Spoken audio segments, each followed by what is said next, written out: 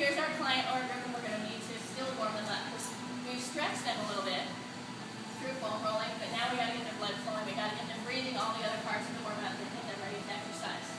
So before we start moving them, I'm just going to go through with you very quickly the three planes of motion that we're operating in. What movement is this? What plane of motion is this? Forward and back. What's this plane?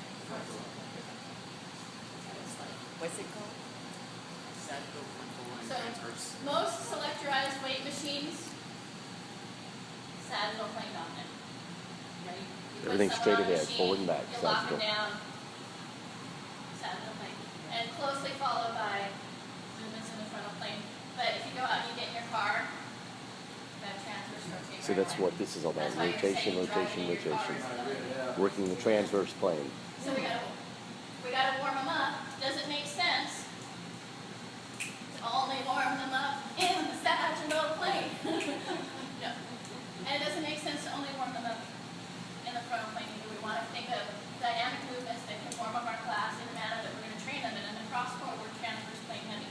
So we've got to think of some rotational movements.